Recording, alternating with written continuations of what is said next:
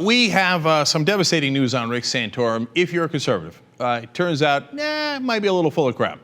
So when he started his campaigning back in the 1990s, it turns out that he was very proud to be not a right-wing conservative at all, in fact. Some new information has come out from the Pittsburgh Post-Gazette, and it is fairly damning. So here he is in November 3rd of 1990. He apparently told the Gazette that he insisted that, quote, he is not a Reagan Republican. Not a Reagan Republican. Now, of course, if you've been following these primaries at every debate, of course, Santorum and everyone else is like, I love Reagan. I love Reagan so much.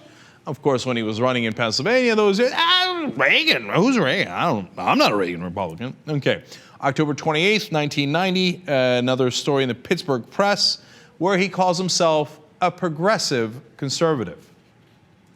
Now, of course, he calls himself a conservative. I'm not a progressive like Mitt Romney.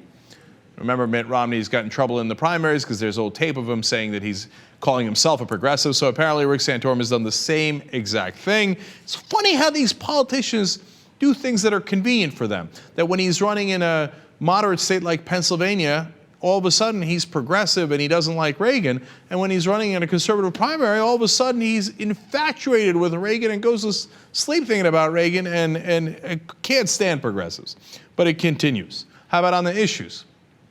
He said to the Pittsburgh Press in 1990 that he was, quote, a moderate on labor issues. In fact, he supported right-to-work laws. Right-to-work laws that he regularly disparages. Fascinating how there's all these developments and evolutions for all of these Republicans. How about Head Start? Back then, he thought that it was, quote, a proven, successful program, as he quotes there, right? Well, now he thinks Head Start is not particularly impressive. That's another quote from Rick Santorum, and is not in favor of it anymore. Funny how he's changed his mind on all of these things. Well, how about defense spending? Come on, he's a die-hard Republican, right? Always in favor of defense spending. What?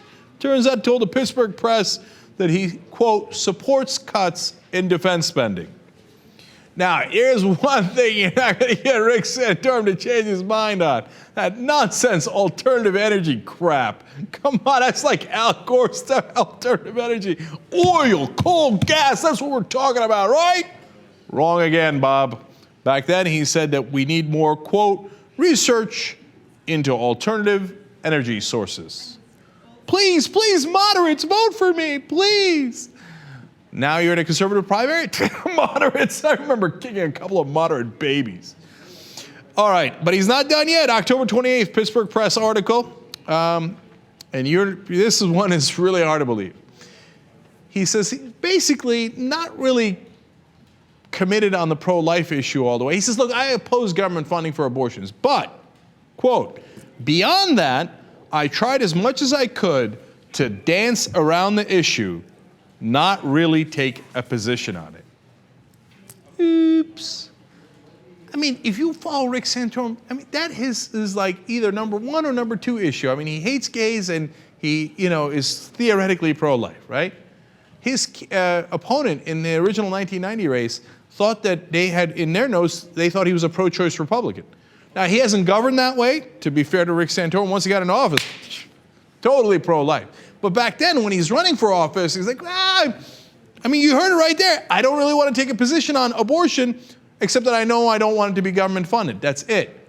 Nowhere near his very right-wing position now. What was part of the thing that swung his opinion, apparently? Well, there was a group that wound up helping him that was a pro-life group, and they went and hit the streets and helped him to get elected in that first election. And so he felt like, hey, you know what, that works. Let's go more in that direction. And in the end, you get a sense of, as usual, a skeevy politician who will say anything to get elected, who doesn't actually seem to have any ideology whatsoever, floats with the wind, and will tell any audience he's in front of whatever they want to hear.